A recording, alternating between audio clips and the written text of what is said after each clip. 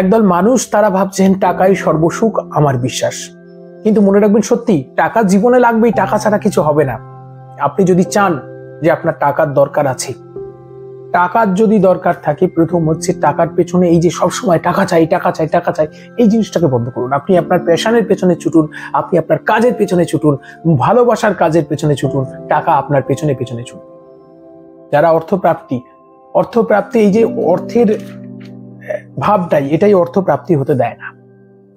আমি প্রত্যেককে বলবো, অর্থ যদি জীবনে চাই, জীবনে যদি অর্থ লাভ করতেই চান, তাহলে অনর্থকে বাদ দিন আর সবসময় টাকা টাকা টাকা এগুলো করবেন না। প্রথমে মাথা ঠান্ডা না হলে কখনো অর্থদেবী প্রসন্ন হয় না। লক্ষ্মী খুব চঞ্চল, তাকে ধরতে গেলে স্থির আপনাকে হতে হবে। দ্বিতীয়, ঝুঁকি নিতে জানতে হবে।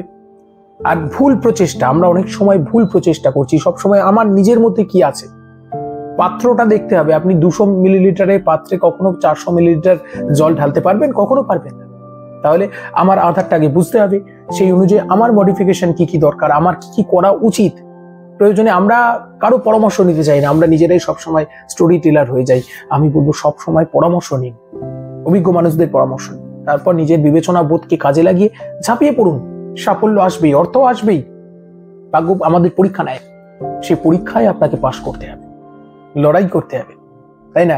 সব সময় অনুসরণ নয়, নিজেকেও ইউনিক কিছু করতে হবে, তাই না? লড়তে যে জানবে সে জীবনে জিতবে। বহু মানুষ আছে যাদের ফুটপাত থেকে যারা 5 স্টারে পৌঁছেছেন, তাদের জীবনে স্ট্রাগল গুলো পড়তে হয়। এই জন্য এতে আমাদের ভেতরে সেলফ মোটিভেশন হয়, আমাদের ভেতরে শক্তিটা বাড়ে। আপনিও পারবেন 0 থেকে 100 পৌঁছতে। শুধু নিজের উপর ভরসা রাখুন আর নিজের ভেতরে খুঁজতে থাকুন একটুখানি। ভালো থাকুন, আজকে এখানে শেষ করলাম।